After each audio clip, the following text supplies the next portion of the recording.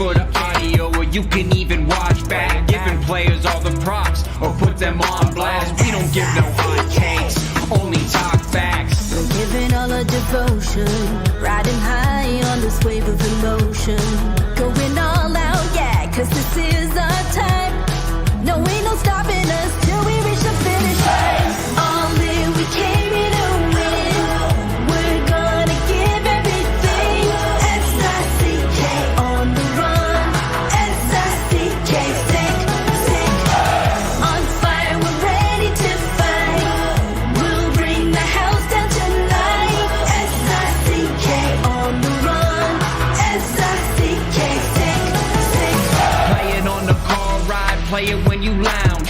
X and O, you know that we can hold it down. Shout out to my man Sammy, got it off the ground. And to all the listeners tuned in right now, got debates, analysis, and speculation. This is sports talk for the new generation. You know where to find us, got a reputation. Sick podcast, your #1 sports destination. Giving all our devotion, riding high on this wave of emotion. Going all out, yeah, 'cause this is our time. No, ain't no stopping us till we reach the finish line. All in, we came here to win. We're gonna give everything. S-I-C-K on the run. S-I-C-K, sick, sick. On fire, we're ready to fight. We'll bring the house down tonight. S-I-C-K on the run. S-I-C-K, sick, sick. S-I-C-K is the sickest podcast. Tune in for the audio, or you can even watch back. Giving players all the props, or put them on blast. We don't give no hot takes, only talk back. S-I-C-K, S-I-C-K, S-I-C-K, S-I-C-K, S-I-C-K, S-I-C-K, S-I-C-K. all in, we came here to win. We're gonna give everything. S-I-C-K on the run. S-I-C-K, sick, sick. S-I-C-K is the sickest podcast. Tune in for the audio, or you can even watch back. Giving players all the props, or put them on blast. We don't give no hot takes, only talk facts. We're giving all our devotion, riding high on this wave of emotion. Going all out, yeah, 'cause this is our time. No, ain't no stopping us till we reach the finish line. All in, we came here to win. We're gonna give everything. S-I-C-K on the run. S-I-C-K, sick, sick. On fire, we're ready to fight. We'll bring the house down tonight. S-I-C-K on the run. S-I-C-K, sick, sick. Playing on the car ride, play it when you lounge. X and O, you know that we can hold it down. Shout out to my man Sammy, got it off the ground. And to all the listeners tuned in right now, got debates, analysis, and speculation. This is sports talk for the new generation. You know where to find us, got a reputation. Sick podcast, your #1 sports destination. Giving all our devotion, riding high on this wave of emotion. Going all out, yeah, 'cause this is our time. No, ain't no stopping us till we reach the finish line. All in, we came here to win. We're gonna give everything. S-I-C-K on the run. S-I-C-K, sick, sick. On fire, we're ready to fight.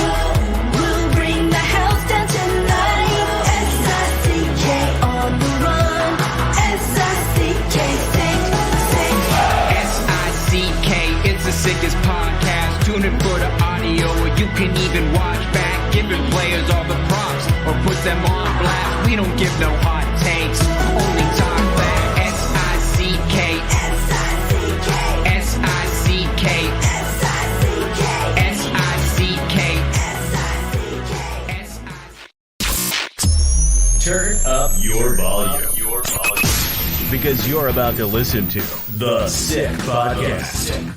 The Eye Test with Pierre McGuire and Jimmy Murphy. The Stanley Cup winning Colorado Avalanche. And after after 22 years. Raymond Mark! The sickest NHL podcast. Brought to you by TCS Customs and Logistics. Moving pieces, delivering peace of mind. It's gonna be sick. And welcome to another week of the iPod. I can talk today, Pierre. Eh? Mondays, I guess. It's a Monday. Welcome to another edition of the Eye Test here in the Sick Podcast Network. And we're excited for another week of hockey talk here and Stanley Cup playoffs and so much to look back on a really eventful weekend across the playoffs. And we've also got a great guest lined up here. Shortly, we will be joined by Shawn McKenzie of Sportsnet, and he will be joining us to talk all things Stanley Cup playoffs. So really excited about that. But Pierre, right off the bat, what stood out to you the most this weekend? I know it's hard to pinpoint one thing because it was so busy, but what was the biggest thing? The resiliency of the Vancouver Canucks and the fearlessness of Quinn Hughes. I'm absolutely shocked that the pundits have not made a bigger deal of what Quinn Hughes did in that game for yesterday in Nashville. I'm still stupefied. Yeah, it was amazing. The entire game broadcast, everybody talked about how he was targeted and he was this and he was that and he wasn't right and he couldn't do this and he couldn't do that. When the game was on the line the most, the game was on the line the most, who's the guy that stood and delivered? If he's not back there, they have no chance of scoring 2 goals with the goalie out. Zero. And if you watch the game-tying goal by Brock Besser, just watch him tap dance. Montreal Canadiens fans, if you think Quinn Hughes is good, wait till you get a load of Lane Hudson. Okay? So I'm just going to say it. I watch all the games just like you do, Jimmy, and just like a lot of our fans that watch this podcast do. That's the thing that stood out the most. How almost people were saying, this guy's done. He's not right. He can't play anymore. They're targeting him. They're making him, and they did all those things 100%. But is there not a point where you say, what this guy's doing is amazing? Well, sometimes you got to admit you're wrong. Unfortunately, Pierre, there's not a lot of people in this business right now that will do that. And yeah, I'm right with you, Pierre. And I thought it was the timing of it, not just for his team, but just him in general, because you watch the game before that, the Jets and the Avalanche, and there's Cal McGuire going end to end like Bobby Orr, and, showing why he's such a highly touted defenseman and why he's celebrated so much. And I don't know. I have no idea if Quinn Hughes, he probably doesn't care. He's got enough on his mind. So maybe he doesn't even see that. But just to answer it, whether it was directly or indirectly, to do that after that just shows you the path he's on right now as well to becoming one of the elite defensemen in this league. So I would say this. We've talked about it a lot on the eye test. The job that Adam Foote, Sergei Gonchar, Rick Tocchet, and Mike Yeo have done as a coaching staff in Vancouver is exceptional. Now, I will say one other thing. We were probably one of the first duos to praise Andrew Burnett. When we saw Nashville starting to surge, and it wasn't fashionable to say they were going to be a playoff team, we started talking about Andrew Burnett as being a potential Coach of the Year candidate. Correct, Jimmy? That was a while ago. I was shocked. He did, and I hate to do this because I've stood there and made many mistakes behind the bench too. I was shocked there was no timeout ever called in the third period. I was shocked. Yep. And look, I'm sure he's probably regarding that as well, Pierre. One thing I will say, so as you said, we were first to say that, or we were one of the few to be saying that early on. And of course, that built up. And now he's likely going to be a Jack Adams candidate. What I don't like, it's fine to do what you just did. You criticize him a bit. It's a mistake he made. And I think he'd be the first to acknowledge that he should have called that timeout. Thought about it. However, do you not agree that it's a little extreme for people to now be saying, oh, he should lose his job, and this is just more proof that he can't coach in the playoffs, just like it was with Florida? I mean, come on. Like, settle down. I mean, he didn't even belong in the playoffs, for crying out loud. They weren't even sniffing the playoffs back in February and March. Come on. No, Jimmy, you know what I'd like to say is what I love about hockey, and I hope till the day that I no longer exist, is the passion of the fans and the energy of the fans, especially at this time of the year. It's phenomenal. And yes, people are very provincial in their thoughts. They really care about their teams. And when their teams aren't doing well, they get upset. They get upset. And I totally get that. And I would say, you know what, I support you on that. I mean, when I was a kid growing up in Montreal and the Canadiens didn't win a game, I'd get really upset. Yep, me too. It's maybe about 15 times a year. That's all I had to do because I didn't lose much more than that. You're lucky. But I would, we'd have the outlet that is social media. We didn't have that then. No. But we did have Ted Teven, and you could call up and vent on the air, and he was one of the first guys that had that. But all I mean is, to just to your point, Jimmy, I love the passion and energy of hockey fans, and I get it. I totally get it. But to call for a man's job after that's a little harsh. That's a little harsh. And Pierre, it's not so much. I'm with you. I love the passion of the fans, and I totally understand people go to extremes with their reactions in the playoffs. And that's what's great about the playoffs, as you just pointed out. It stokes emotion. It stokes it just gets your fandom out there to a higher level. However, I'm seeing media people saying this, Pierre, like people that are paid to evaluate and step back a bit and breathe before they, express their thoughts on what's going on in the games or their patterns in the series. So just, remember everything he did to get them to this point. And even if they lose to the Canucks and they're out in 5, I look at it like with Carberry in Washington too. I mean, yes, they got swept, and I know they're not going to look at it like what I'm about to say right now, Pierre. And I know their fans can't feel that right now, but I think when they have the time to heal and they take a little breather and they step back and really look back on this season, I think both the Capitals and the Predators are going to realize that they overachieved and they should be proud of themselves. Oh, well said. And I agree. You know what? Good for Spencer Carberry. Did a fantastic job with that group. Really good job. Deserves a lot of credit. Scotty Allen, Kirk Muller, those guys deserve a lot of credit. Yeah. They really do. Mitch Love, they did a real good job. They did a really, really good job there. So congratulations to them. Yep. In terms of what's going on in Nashville, they're going to play a game 5. How do you know there won't be a game 6 back in that? We don't know. We don't know. Yeah.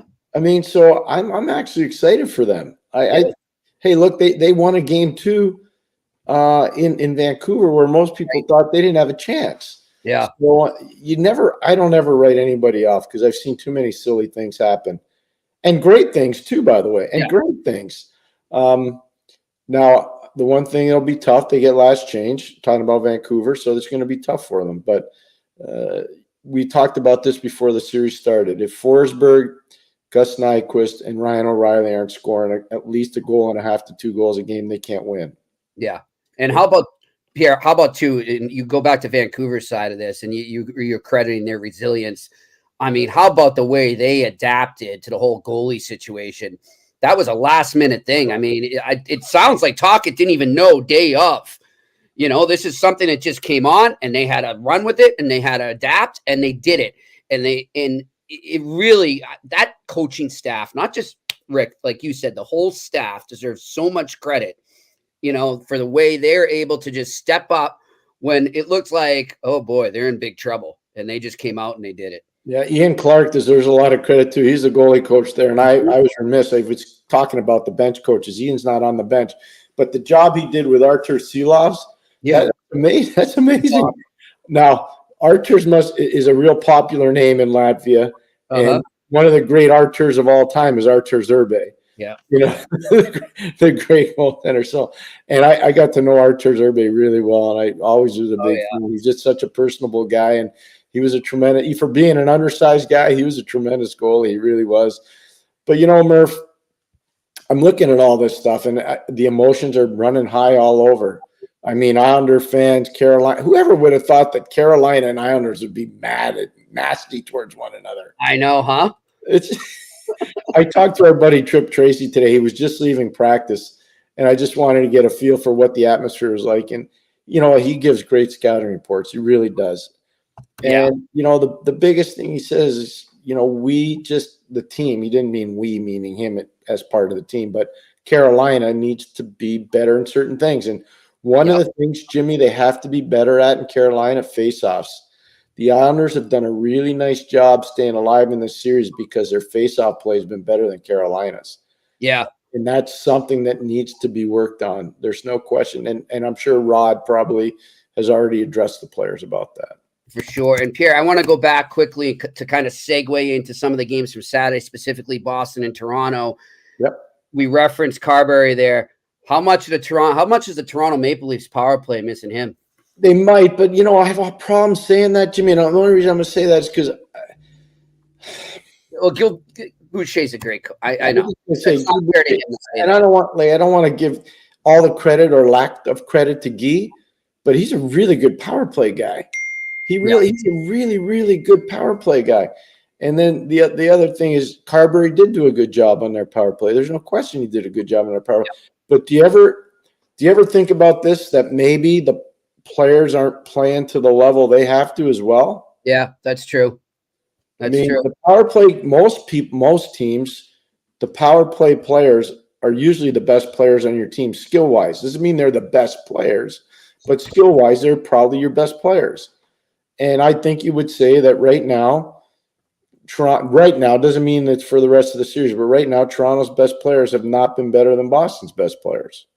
Yeah. And and Pasternak and Charlie Coyle, those guys have dominated good portion of this. Pavel Zacha has dominated. Hey, you know what? One of your favorite guys is Charlie McAvoy. Yep.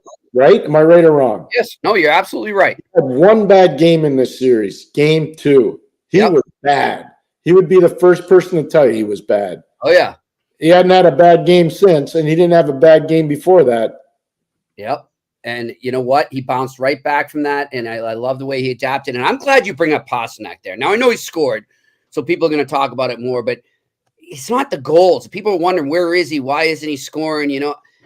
Are people not watching what he's doing besides scoring? He's doing all the little things that a lot of people for years claimed he didn't do. They said, well, yeah, that's great. He can score all these goals, but he can't play a two-way game, and all he does is turn over the puck, and he can't hit. He can't do this.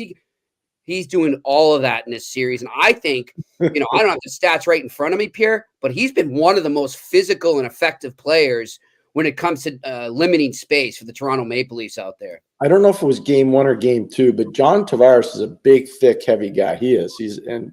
Johnny's always been built that way. Very, very strong, powerful man. I remember a reverse hit that Pasternak put on Tavares. Yeah. I think it was game 2. It could have been game 1, but I know it was behind the net. Yeah. Yep. And it was a big, hard reverse hit, and Johnny went down. I was like, whoa, that's pretty impressive. And then all of a sudden, out of the blue, Johnny got him in the trolley tracks, and Johnny let him have it, but good. But you could see there was pushback. Yeah. And that's what I think Pasta's doing this year that maybe he didn't do in years past. Physical pushback and trying his best to play a 200-foot game. There's commitment there. His back checking's been great. It's been great. Yeah. And it's interesting when you see him talk, like he spoke after the game the other night and then earlier in the series, he almost seems, he's like, I'm really liking this. Like, I like doing these different things that maybe I'm not dependent on for. I'm loving contributing in that way. So he's really playing playoff hockey, Pierre. You know what I mean? Like, he is. And that's why I'm going to draw it back to what you were saying. You're absolutely right that the stars for the Leafs need to step up. But you know what else? They need to step up in a sense that they need to start playing playoff hockey. You can't go out there and be the Harlem Globetrotters in the playoffs. You just can't. And you have to pay the price. You have to be willing to pay the price. And when things don't go your way, you can't go to the bench and sulk like we saw them do. Well, I can't speak to what they did on either bench because I wasn't there. Their emotions happen on a bench in a lot of different situations. The glove throwing, I thought was a little bit petulant and not something I'd ever seen before. I've seen sticks thrown. I've seen water bottles thrown. I've seen a lot of cursing. I've seen a lot of physical pushback, but I've never seen the gloves be thrown. Okay. I'm just going to tell you, but stuff happens in the emotion. I don't have a real problem with that stuff. I mean, I know a lot of people outside of the realm would probably have a problem with that, but it happens all the time. I told you the story. I told Jimmy the story. And we had Mark Recchi on our air. I was going to ask you. I didn't know if we were allowed to bring it up. Of course. I'm going to tell her because you look at Kevin Stevens would appreciate it. Johnny Cullen would appreciate it. I know Mark Recchi appreciate it. They were called the option line in 1990-91 in Pittsburgh, and they were one of the best lines in the league. And every shift, they could have even scored them. And their feet would be going up and down the bench, and we'd end up having to call them the stampeding elephants because they wanted to get on the ice. And, they were emotional, passionate, type A, highly driven guys. Yep. Unless you understood that concept, you would say, oh, my gosh, here we go again. They didn't hate each other at all. They were best friends, the three of them. Yeah. It was amazing. They were the three amigos. And they did some amazing things for the Pittsburgh Penguins. They really did. But if you didn't know, if you were coming from the outside looking in, you say, oh, my gosh, these are the kings of dysfunction. But nothing could be further from the truth. All right. They were tremendous together. Good stuff. Well, I just think I don't think they're the three amigos there. I don't see that right now. I would agree with that. But hey, maybe they can be. This is when we find out a lot about players, Pierce, when your back's against the wall. And I know there's not all of these players on the Maple Leafs right now weren't there, but just remember the last time I think it was the last two times that these two teams have met in the playoffs, the Bruins went up 3-1 and they blew that lead. Now they won game 7, but it just goes to show you, just as you were saying earlier with the Islanders and Canes or with Nashville and Vancouver, nothing's safe. That's why they play the game. So it can be done. So it's, but I think right now, obviously, there's a lot of doom and gloom in Toronto and the team's going to need to get over that. So we should go to somebody that lives in Toronto and hangs around the team a lot. Let's do that. Do that right now. We're going to bring him in right now from Sportsnet. Shawn McKenzie joining us here on the Eye Test on the Sick Podcast Network. Shawn, how you doing, my friend? I'm doing great. I'm happy to be on with you guys. Oh, my God. Shawn, you look fantastic. Jimmy, I just got to do full disclosure. This man is an elite triathlete. I watched him participate in a triathlete in my town of Mont-Tremblant, Quebec, and he crushed it. I couldn't be more proud of him. Way to go. I still remember that, Shawn. I would say ready for you. Elite is a bit of an overstatement. I'm a triathlete, but I have to give kudos to Pierre, and it was an amazing experience. I did the Ironman in Tremblant, but what made it even special is Melanie and Pierre hosted me at the beautiful place I believe he's sitting in right now, and it was A+ hospitality. It made a really cool event a lot more special. So need you to come back this year. Need you back this year. I'm coming back, but minus the triathlon, more of the relaxing part. I know that's what I mean. I want to be able to show you the real Tremblant, not the training Tremblant. No, there's a little too much nervous energy for me last time I was there. I want to get my feet up and enjoy what it's really all about. Oh, that's good. So, Shawn, you heard us. We're just kind of going over the Leafs Bruins right now, and I know it's the sky is falling in Toronto right now. But what's just from knowing this team, forget about the past, like I just said, just this team specifically, could you have seen this coming, or did you expect maybe they'd be in a better position at this point in the series? I wouldn't necessarily say I saw it coming, but there were signs. I think when you go back to the last 4 or 5 games of the regular season, and again, it's hard to judge because there's so many teams that head into the end of the regular season and they're resting, they're recharging. You don't really take a whole lot of what they're doing too serious. You take it at face value, but there were some trends from the Maple Leafs. We saw neither of their goaltenders were sharp. They just didn't seem like they were scoring a ton. The offense.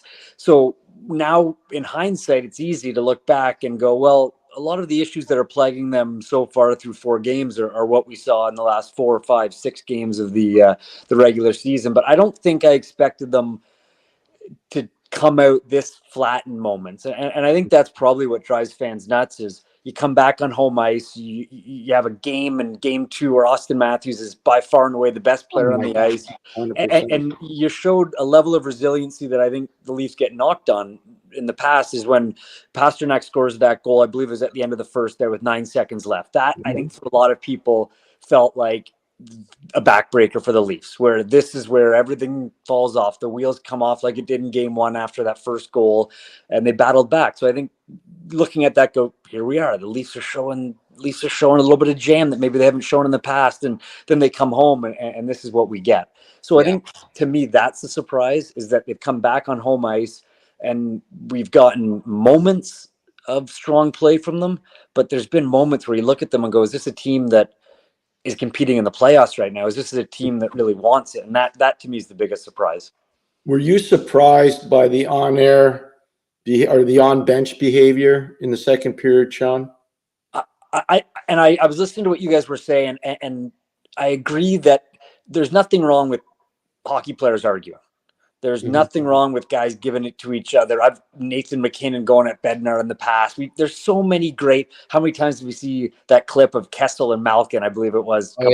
Screaming at each other. Like, what stood out to me about the moment that we saw in Game 4 for the Leafs was that it was at a time when things were going very poorly. It's out of character for those three to do that. I think there's certain players that you look at and you see yelling at each other and you go, okay, good. They got that jam. They got the fight. Nathan McKinnon is a dog. Like, if things aren't going his way, he's going to yell. He's going to be angry. But those are three guys that when they're at their best, they're loose, they're relaxed, they're having fun. They're not tense. They're not yelling at each other. So that to me was what made it something that was more of a cause for concern than it was something that you can go, okay, this is a rallying cry. This is a moment that they're going to come back from.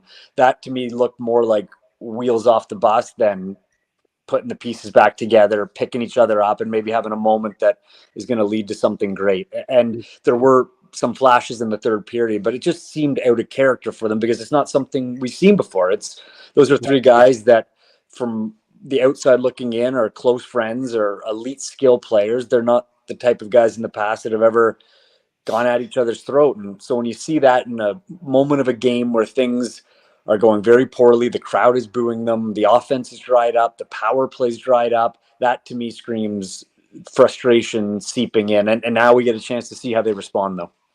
I'm with you on that. Looking ahead to Game 5, do you think there's a good chance we see Giordano? No, it didn't look like it. It looks like, based on the lines today, it looks like Liljegren might be back in for Brody. That was at least what we were seeing. I think that's probably going to be the only change. Obviously, we find out tomorrow for sure, but that's what the deep pairing showed us. The big question is Austin Matthews. He didn't practice today. Yeah. Well, I was just going to get to that. Yeah, so that's the big question. Right. Shawn, is there any concern about the internal depth of the team going forward? The American Hockey League team just got knocked out by Belleville. I think that was a little bit surprising for them, especially when you consider how much money they spend on their team in the American League. Is there any concern internally that, maybe we're not as good as we think we are? I'm not sure. And to be honest, we're so Leafs focused that we don't often, talk too much about the system, because I think that's the way it's just been for years now is, it's the Leafs cup or bust. It's not necessarily a rebuilding team where we look back into the prospects or the pool that they're drawing from. Their team has been set. And if they're going to add to it, it's going to be, free agents. It's going to be trades at the deadline. It's going to be bigger names come in. So I can't necessarily answer your question too much from Marley's perspective because we don't often cover them on too deep of a level. I think there's concern about just what this team looks like if they lose tomorrow night. And that's from top to bottom. That's everything. That's, how do you change what clearly is a culture that hasn't worked, clearly as a team. And I'm saying that if they lose, because they could reel off 3 straight wins and crazier things have happened. And all of a sudden they could prove everyone wrong. But hypothetically, if they lose tomorrow night, I think we're not so much looking at the system or the depth. We're looking at the whole package. We're looking at front office. We're looking at players. We're looking at everything I believe is on the table if they lose Game 5. Jimmy, before you go anywhere, I just want to ask Shawn one more. Shawn, I heard you say the word, and I hear it all over the broadcast. Culture. Okay? It's a big popular word in the NHL now. What is the culture of the Toronto Maple Leafs? I think that's a question that they're probably asking themselves. I think that's probably a question that Shanahan's asking. I think that's a question that they've been asking for years because what is the culture? And I'm not in that dressing room. I'm not around the team playing, so I can't give you a really honest answer as to what goes on behind closed doors. But what we see is what we get in a lot of things. Perception is often reality. And I think we got a little taste of that. And going back to those guys arguing on the bench, I think we got a little taste of maybe the culture there, where when things aren't going well, things get a little snippy, things get a little frustrated. It's and we talk a lot about, what is wrong with the Leafs? It's a question I get asked the most by everyone, fans, people you run into. And because it's a fair question, that when things seem to start going off the rails, they really seem to fall off. And we've seen it year after year in the playoffs. And I think the thing that probably drives fans the most nuts is that last year they make this major breakthrough. It should be something to build on. They finally win in the first round. And look, the second round didn't go their way, but watching that hockey, it was on a razor's edge. That series on paper wasn't nearly as bad as it looked. It was some pretty impressive hockey from the Leafs, stuff that they could build on and went into the offseason happy. And what I'll say about culture is, I think, and Pierre, you can attest to this maybe more so than I can, because you've been in these rooms, you've built teams, you've seen the way it works, but it's hard to find and build and create culture. And the Leafs, I think, have always been a team that's been hunting it. Take the Boston Bruins, for example. You have to learn how to win. And until you learn how to win, you just don't really know. So the Boston Bruins, you look at the culture they've built now. Who built it? Yep. The guys in that room, but it's Zdeno Chara, it's Patrice Bergeron. They passed that down to Brad Marchand. So those guys may not be there, but their fingerprints are all over it. The Tampa Bay Lightning, you look at who they have now, Steven Stamkos and Victor Hedman. It was Marty St. Louis before them who told them how the Lightning are to do things, the way it is. Pittsburgh Penguins, you had Recchi and Lemieux for Crosby. Even though all these teams now have superstars, someone was there to say, this is the Boston Bruins way, this is the Lightning way. And when you look at the Leafs, and it's no knock on them, this is no knock on the individual players. They came in, it was Austin Matthews, Mitch Marner, William Nylander. It was their team. Yeah. Almost like the Washington Capitals in a lot of ways, where Ovi and those guys were there right from the get-go. And no one from the top said, this is the exact way you have to learn how to win. So I think this is a team that's still trying to figure it out. And who's to say they're not going to? But obviously, whatever they're doing right now is not exactly working. But they could easily reel off 3 straight wins. They have the power. They have the offense. It's just they got to find it. They got to get it going. If they do lose, and we talk about culture, we talk about leadership right now. I'm going to go right now to the captain of the Leafs, John Tavares. This is, for me, when I look at this team and his tenure as captain there, I don't necessarily blame him for everything that's happened. I look more above him and I wonder, could they have done a better job? I know they brought in tons of skill. I get it. We just went through that. But could they have done a better job of surrounding him with a leadership support team? We saw what the Bruins did when they brought in Recchi and how that helped so much. And there's been other guys they've done that with in that department. What's your take on maybe the lack of that support leadership that he hasn't had there? I think it's hard when you go back to the way that the team was initially built, is that when these stars came in, Austin Matthews, Mitch Marner, even John Tavares, William Nylander, the guys that remain, the long tenured Leafs, Morgan Riley is the guy who stands out to me as a real leader. And he still is in that room. And I believe he is a guy that everyone looks to and still does. But he's really one of the only leftover guys from the former regime. And I'm talking guys like Tyler Bozak and James Van Riemsdyk, who, of course, killed the Leafs the other night.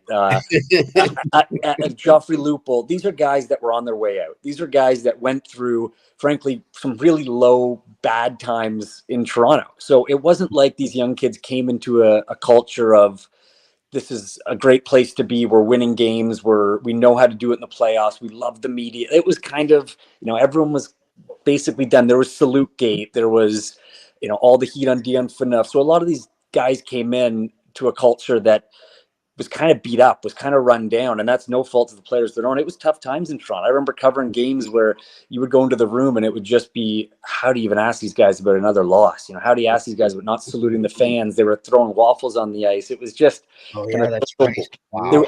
And that was kind of the culture of the leftover pieces that were there when Austin Matthews and these guys came in. So I think it was hard to have all these great leaders in place when you're going through that type of stuff and then bringing these young guys.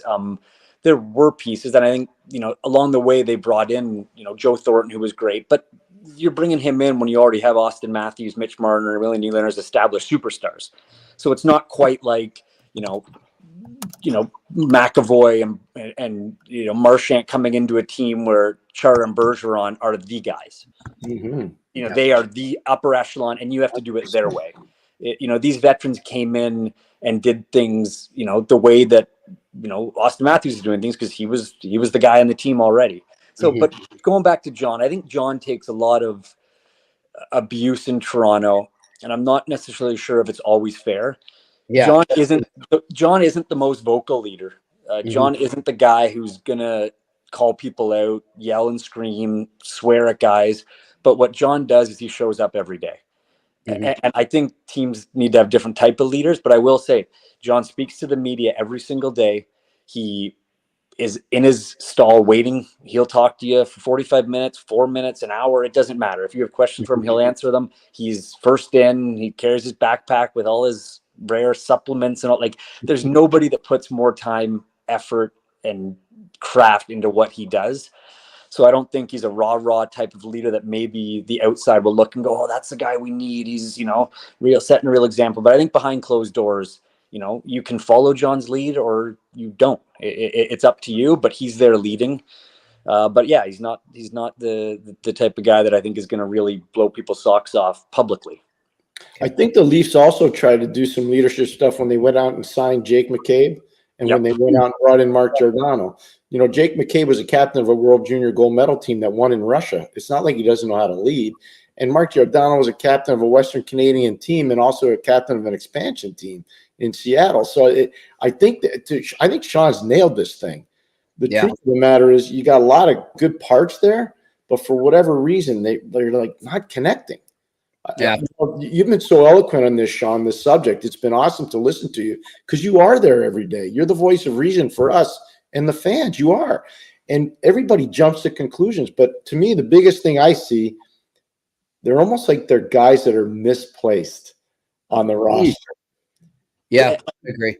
Do you know what I mean, Sean? Yeah, and it just begs, even I'm around the team every day and we talk about it a lot and the fans ask the same question. It's almost baffling whether you're at every practice, every game, or you're just watching on TV come playoff time and wonder what happened to the team that we see in the regular season. Yes. I think that is the biggest thing, is what happened to these elite offensive talents and why doesn't their game translate to the playoffs? Look, we talk leadership, we talk culture, we talk all of this. The simple fact is if right now the Leafs offense was as good as it was in the regular season, it was these first 4 games, they'd probably be beating the Bruins and we'd be sitting here applauding them going, here we go. The high-powered Maple Leafs. Maybe it's leadership, maybe it's culture, maybe their game just doesn't suit the playoffs offensively and they can't seem to find it. It's baffling. I'm the X's and O's, I'm not sure. Someone could probably break it down a lot better than me. But when you watch this team in the playoffs and then you watch the Bruins, it just looks like there's 2 different levels at times. You watch the puck battles. The Bruins go in, come out with the puck more often than not. Guys step up and elevate their game. You get big moments. It's baffling, to be honest. And I understand why fans throw their hands up in frustration and say, look at the pieces we have. We have grit. We have toughness. We have skill. On paper, they have what makes a good playoff team. They brought in Domi, they brought in Bertuzzi, McCabe, you mentioned. These are guys that can play playoff hockey, but here we are again. It's hard to put your finger on it, but I feel for fans though, because it's got to be frustrating. I hear you. Well, Sean, we appreciate you taking the time, my friend. And, hopefully for you, you do have a few more games to cover before, or maybe you just want to get to your summer. I don't know. Just so you know, Jimmy, he's still working. He still works. Don't worry. The question is just where I go next. But I don't cheer for anyone. You cheer for certain. I know any media guy will tell you cheer for certain players that you like, right, for stories and outcomes. But would 7 be fun? Yeah, absolutely.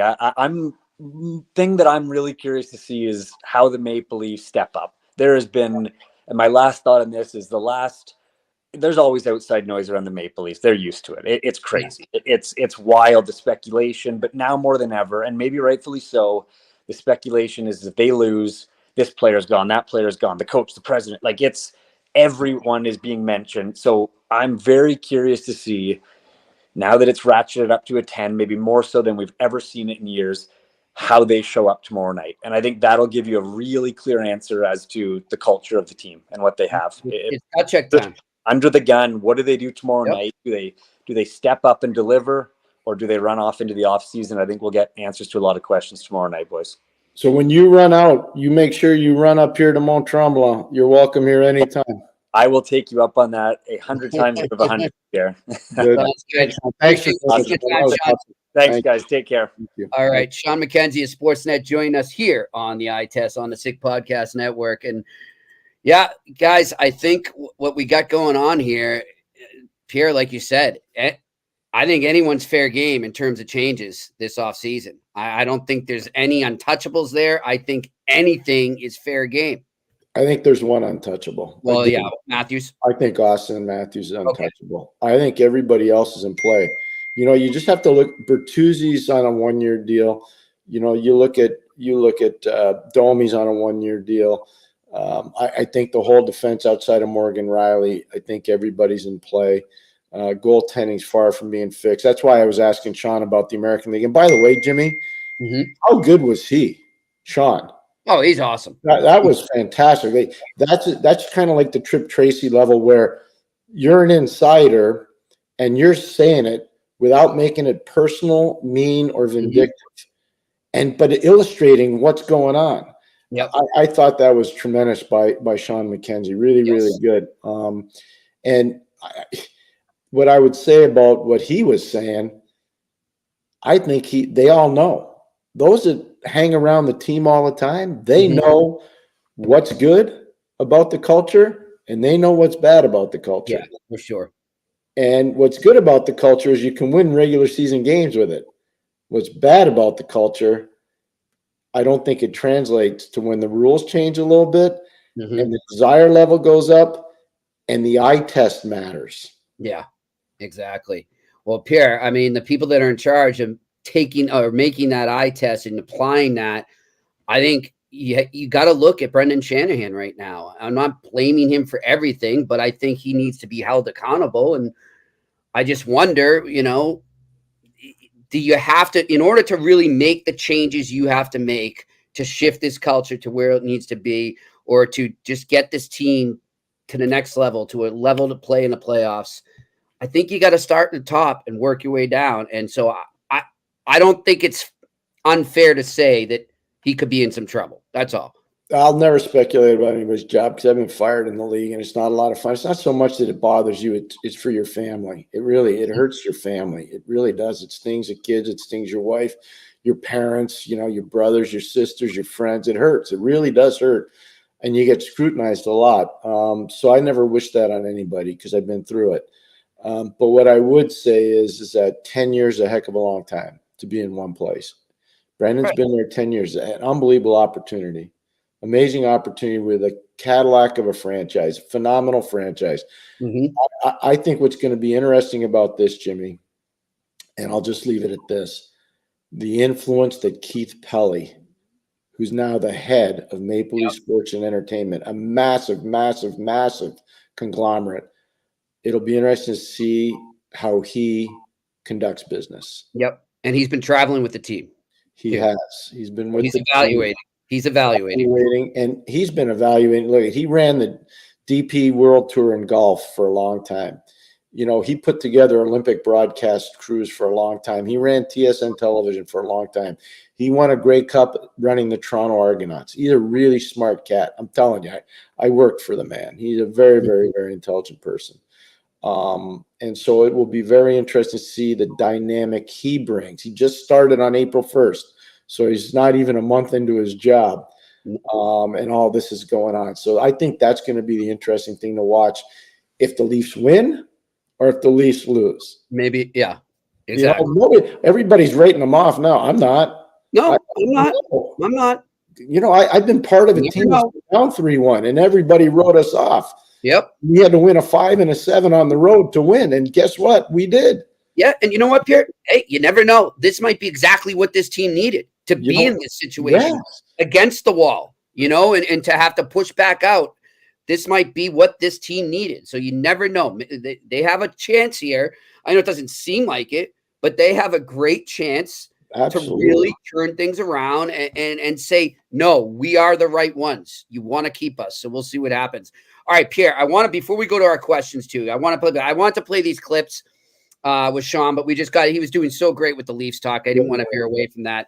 But I want to go to that Vancouver game. So if anyone didn't see this, I mean, what a comeback. And Pierre, by the way, how happy are you for Brock Besser in the playoff he's having so far? After the year he had last year, he had the family issues and everything he's been through, all the adversity he's faced. I'm so happy for him. And as you've told us before, he's such a great individual. He does so much for charity we don't know about. So really happy to see what he did yesterday. So let's go right to those goals. Go to it.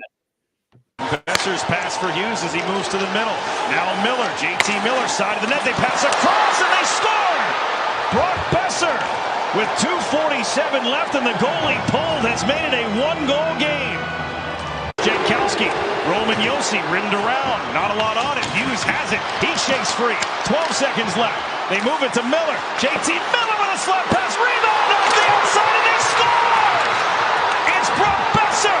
He's got all three for Vancouver. He ties it with 6.2 left.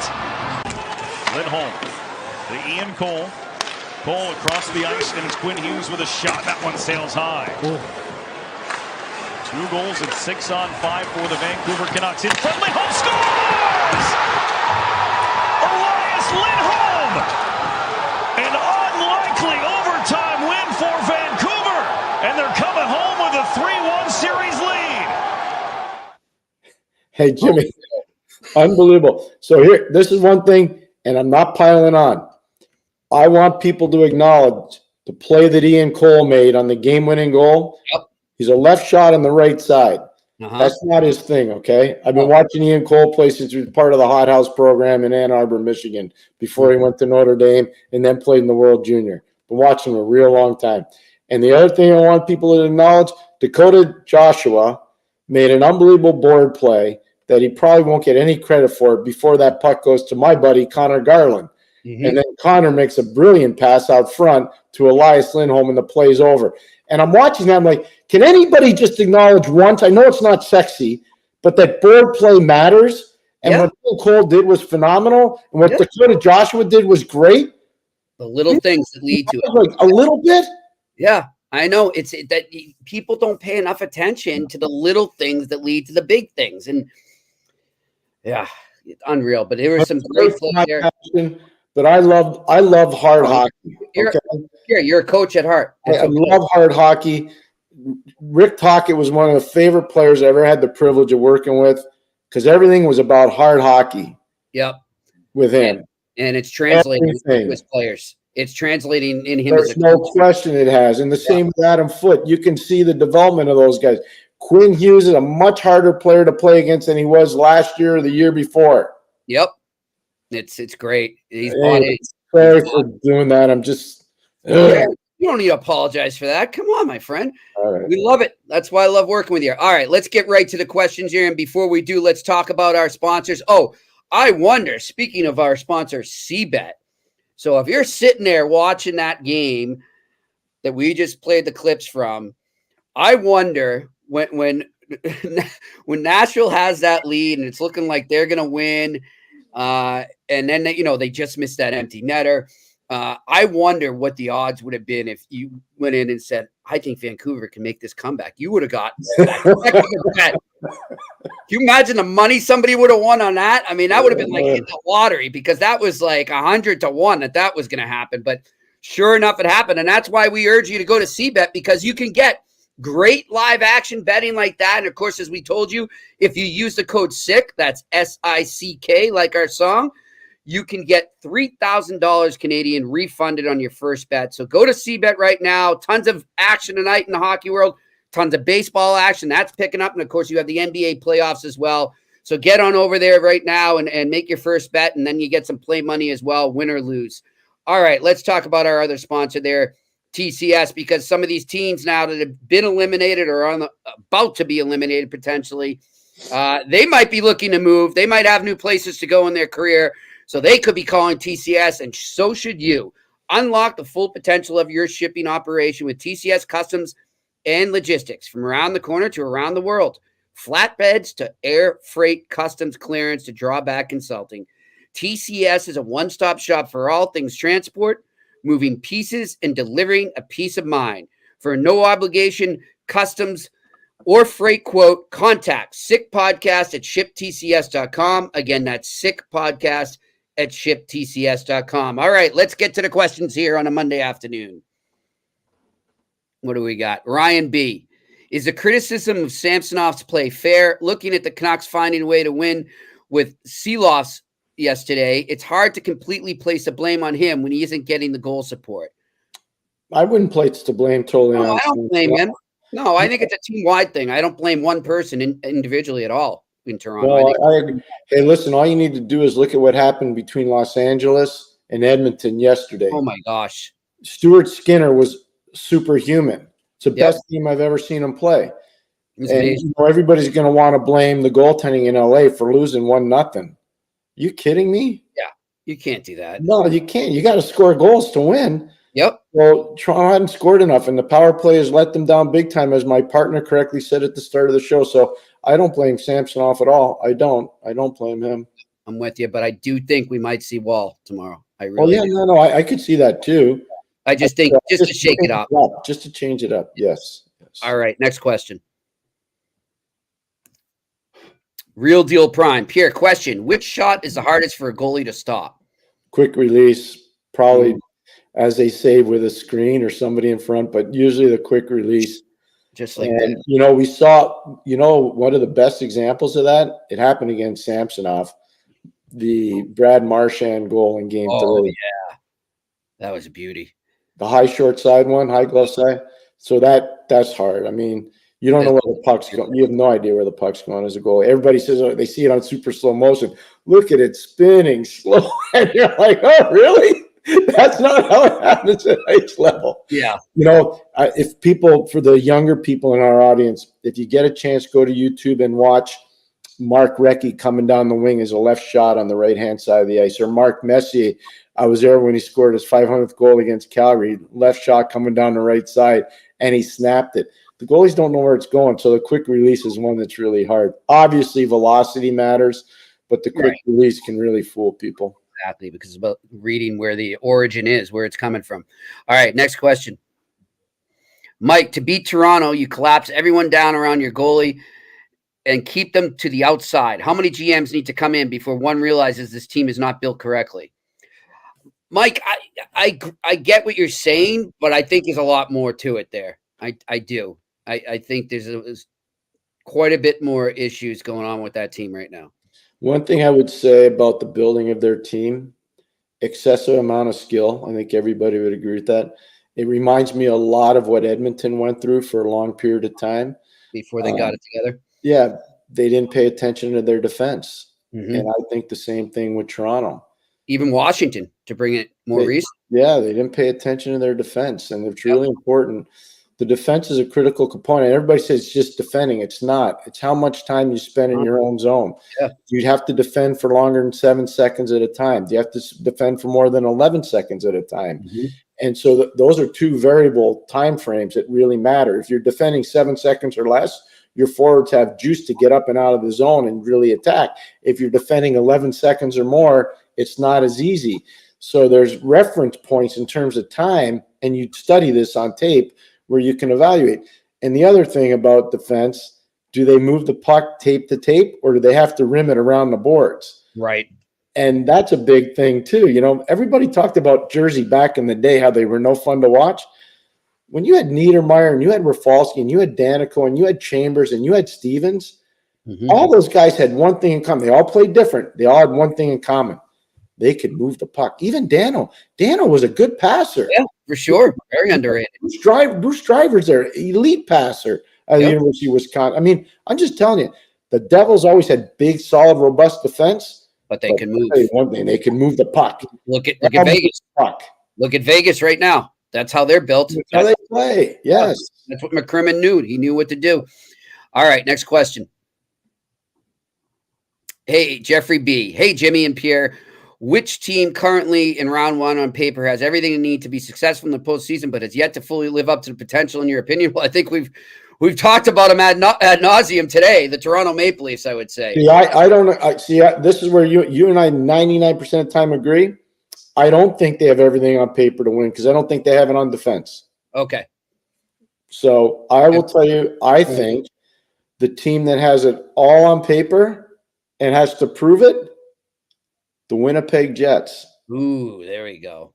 Yeah. I got it wrong.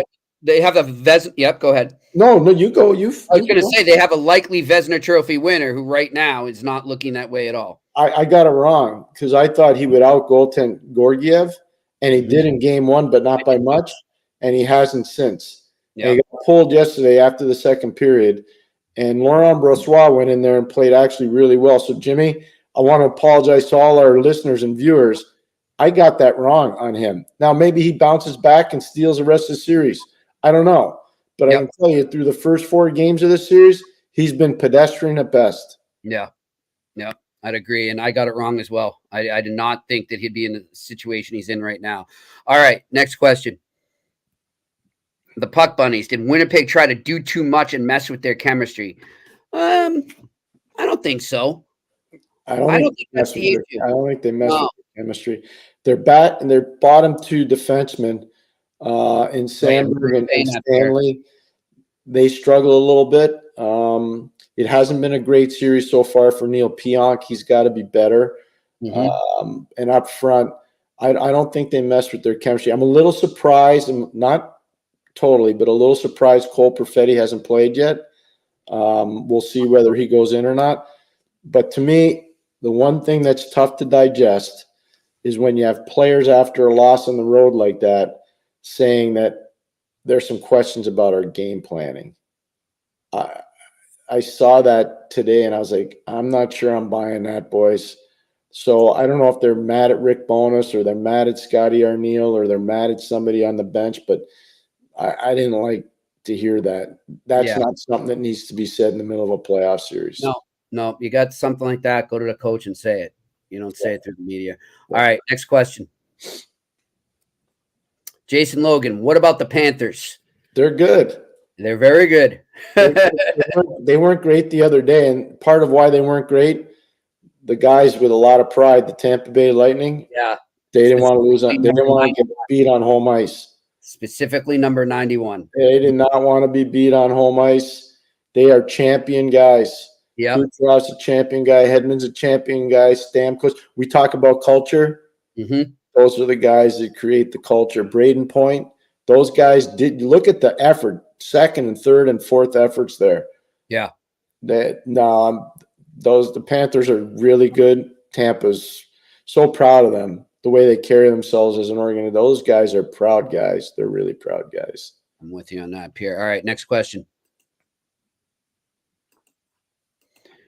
Alex Ivanovsky, you have to ask yourself this question. Who drives offense? Austin Matthews is the best goal scorer in the NHL, but is he a driver of offense for his line? Same goes with Marner and Nylander. That's a great point, Alex. Great point. So here's what I'll say. Alex is good with the numbers. I know that.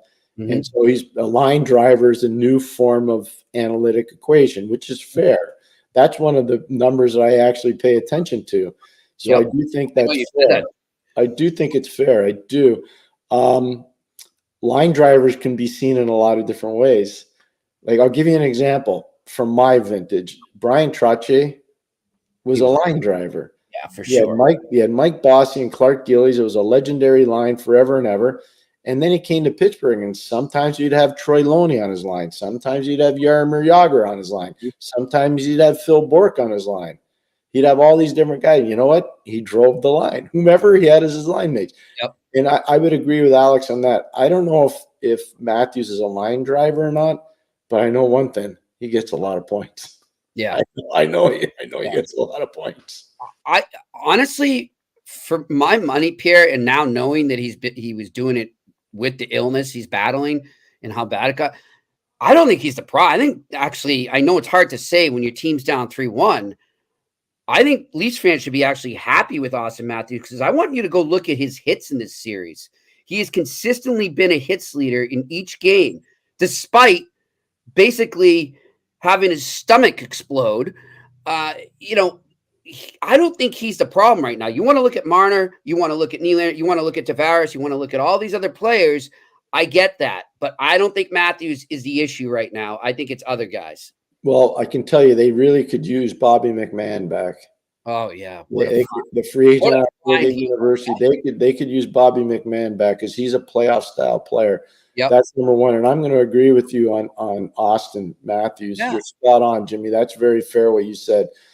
But let me ask you this. It's only a question. It's not a statement. Okay. Would the Leafs have been better had they acknowledged that Zach Hyman could be a point producer? Yes. I think they misread him because he's not a guy that's up to the fancy stats guys. Right. So I think they misevaluated him. Right. And they unfortunately found out he's in another place that he can't produce, but he brings exactly that combination that Shawn was alluding to, where you have the skill, but he's also got the grit. It's like Dakota Joshua was the same. I love that. So, I mean, it's not that they didn't have these guys. They did. So the amateur scouts actually did their job. Mm-hmm. But when it came to evaluating the NHL roster, the fancy stat guys didn't like it. Yeah. They didn't want those guys. Yeah. So those guys got punted. Yep. All right. Next question. Mike, do you guys have the superhero medicine Sergachev took? Unreal story. Happy for him. I wish. I could have used it last week. I'll tell you that. I talked to an NHL player. This morning. He was marveling at Sergachev's performance. Yep. He was marveling. I never saw that in him. It shows you what the playoffs do, but it also, Shawn was talking about culture. Mm-hmm. There's an example of culture. Yes. Yep. I'm with you, Pierre. And I also want to, and not taking away from what Sergachev did, but the training staff, their medical staff, whoever was in charge of his comeback was just, wow, what a job and what a plan they laid down. You're going to think this is freaky, but Tommy Mulligan is their medical guy there, okay? And I know Tom. I've known Tommy a long time. He's elite. He's super elite. He doesn't even want his name mentioned. Trust me when I tell you. Okay. But guys like that are invaluable. They're invaluable. Yes. They matter so much. I remember Skip Thayer, our legendary trainer in Pittsburgh, and some of the stuff he had to do to get guys ready to play. And all our doctors. I mean, it's unbelievable what these guys go through. But a guy like Tommy Mulligan, they're amazing. Well, they matter. Donnie Del Negro just got on the Trainers Hall of Fame from Boston. I was fortunate enough and still to this day consider an amazing honor to speak at his induction. That's great. The stuff that he did for all those players. Ask Patrice Bergeron. Ask Zdeno Chara. Ask Recchi. Ask Sean Thornton. Ask Henry Campbell. Ask all those players. Dennis Seidenberg. Johnny Boychuk.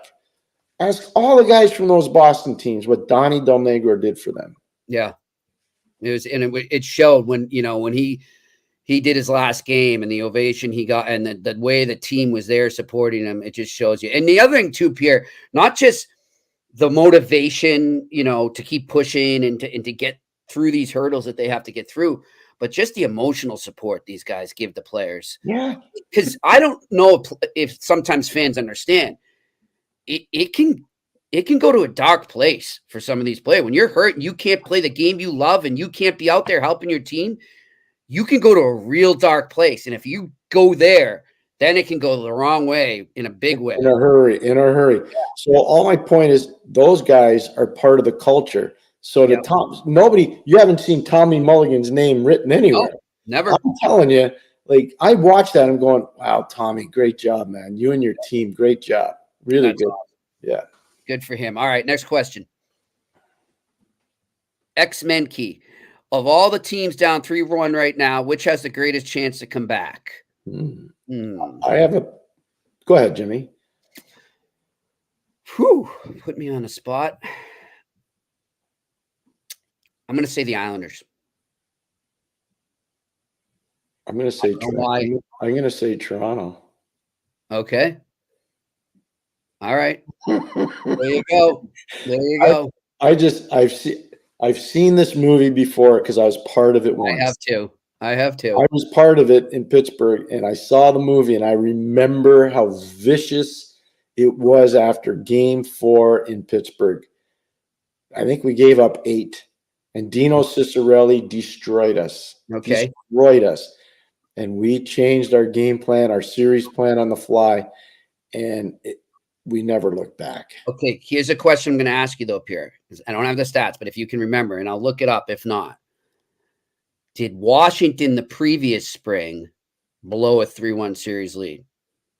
I don't believe so, but we beat them in the second round. Okay. But it wasn't 3-1. We beat them. Here's why I'm hesitant. I would say Toronto.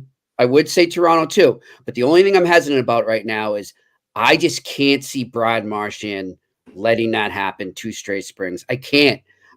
No, that's fair. That's fair. You know, you live and you learn, and like he's the type that's really going to apply lessons like that. And I'm sure him and Charlie Coyle, Charlie McAvoy, I think they're pounding that home right now. Like, do not sleep on them right now. No, it's good. Come up, and here's the biggest thing: get the first goal.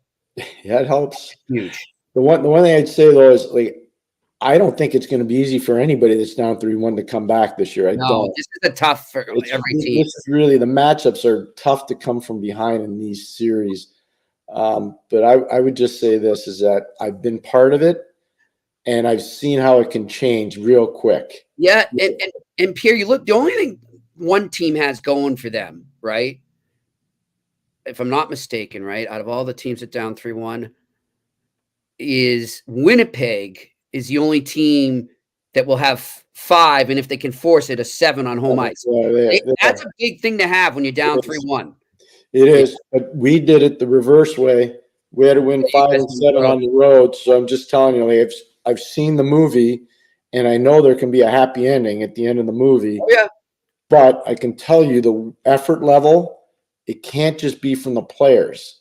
No, it's got to be. It has to be from the coaches and the trainers.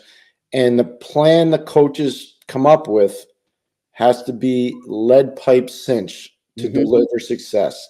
And if it's not, you will lose in 5. You will be out in 5. And Pierre, I imagine too, you can't overthink it, right? You got to keep it as simple as possible. Simple. Take a complicated problem and make it real simple to understand. Yeah. All right. Next question. Jason Logan. Hey, Pierre, are you able to tell us about the day you had with the cup? Which one?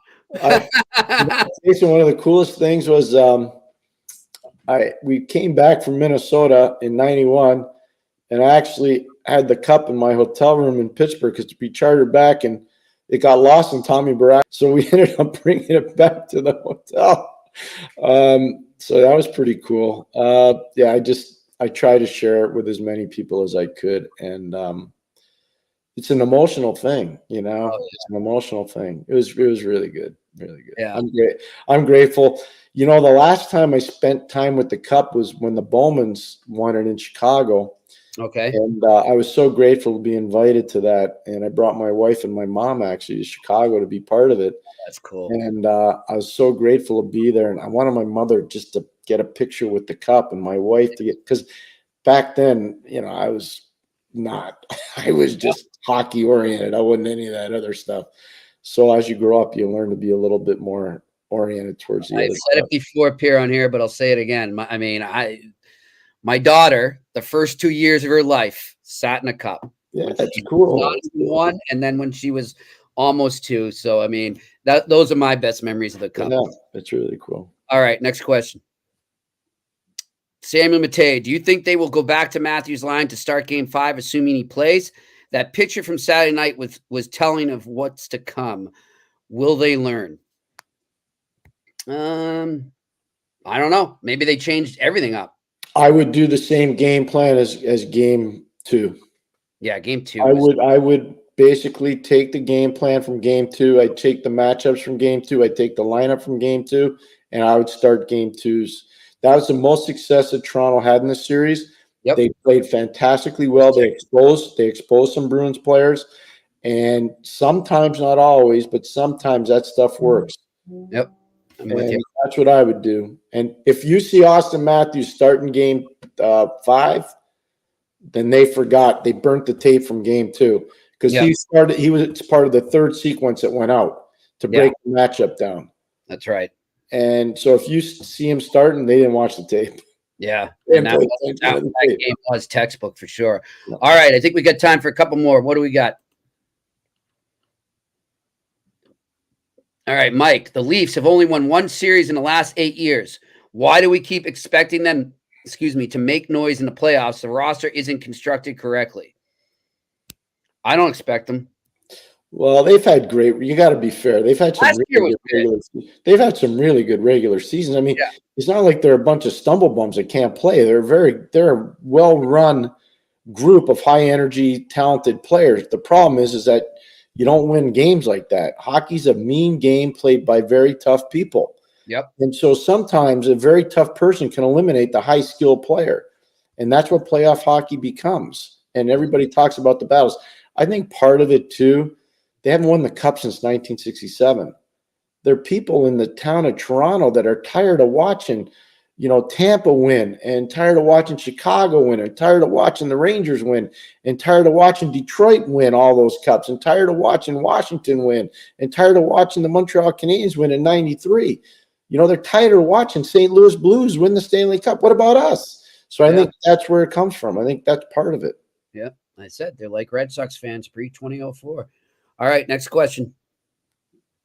Peter, as a Habs fan, I'm looking at potential picks and wonder who in that range as a forward is best in the forecheck that will help sway puck possession in our favor. Too early to answer. Give us until after probably the middle part of the second round. All right. And we'll be on it. Right now, it's just, I hate to say it, but it's too much hockey right now. And I apologize, Peter. I love talking about the draft and I love talking about young players, but I want to give you a correct answer. Exactly. That's the only reason. To take it and say, oh, yeah, get a Ginla, or oh, yeah, get Yzerman, or oh, yeah, get this guy. I don't want to do that. I want to tell you exactly what you should be hearing. So and we will. Don't you worry. All right. No more questions. I want to thank Shawn McKenzie from Sportsnet joining us here on the Eye Test and the Sick Podcast tonight. Well, he was great. Fantastic.